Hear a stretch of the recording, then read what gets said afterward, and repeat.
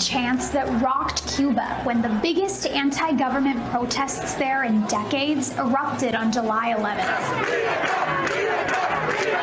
It's a rare sight on the island where public demonstrations of this scale against the ruling Communist Party rarely happen. There is no other point of comparison here. This was completely unprecedented. It's a result of what we keep calling a perfect storm of factors affecting the Cuban people. Cuba has been distraught with severe food and medicine shortages, which have gotten worse during the pandemic. But it's not just these factors that led to this breaking point. So how did we get here? The Cuba we know today was established on January 1st, 1959, after Fidel Castro's guerrilla army toppled President Fulgencio Batista, a dictator who was backed by the U.S. for his anti-communist stance. Castro established a socialist state. I am not communist. I am not agree with communism. But quickly began to strengthen ties with the Soviet Union until he eventually declared that Cuba would shift to communism in 1961. The following year, President John F. Kennedy ramped up America's 1960 embargo on Cuba, prohibiting all trade between the nations. Cuba must not be abandoned to the communists. Cuba is still feeling the economic blow of this embargo, which has never been fully lifted, but now allows the export of food, medicine, medical equipment, and humanitarian goods to the island. Still, the government has put customs restrictions on food and medicine that have only been lifted following these recent protests. The United Nations estimates that Cuba has lost approximately $130 billion due to the embargo, and Cuba's economic crisis is at its worst since the fall of the Soviet Union in 1991. Things have gotten so bad that Cuba scrapped a ban on most private businesses in February. These include jobs like taxi driving or running a restaurant, both of which can pay more in a day than the average Cuban makes in a whole month, because the government doesn't control how much workers in those roles make. In contrast, the nation's revered doctors, who are government employees, make around $70 to $100 a month.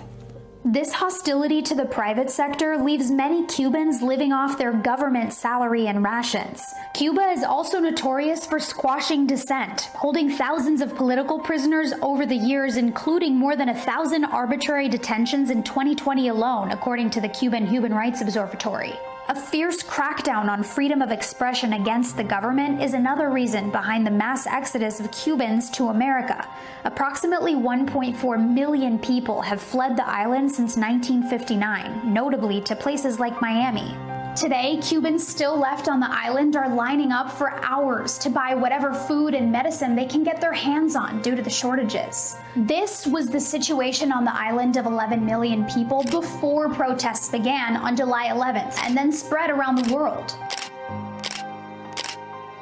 As word of the protests spread on social media, Cuba shut down the only internet provider on the island. You have an increase connectivity between Cubans because there are more cell phones in Cuba.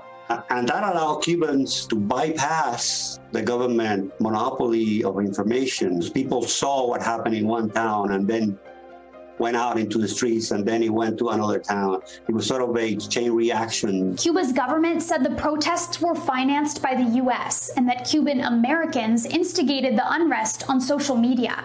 It also blamed U.S. imperialism and the embargo for the protests. But critics and some experts say that that's a distraction from what protesters were really calling for. Queremos una elecciones libres, que no pongan un presidente a dedo. Nosotros lo queremos escoger, porque tenemos derecho como cualquier ser humano.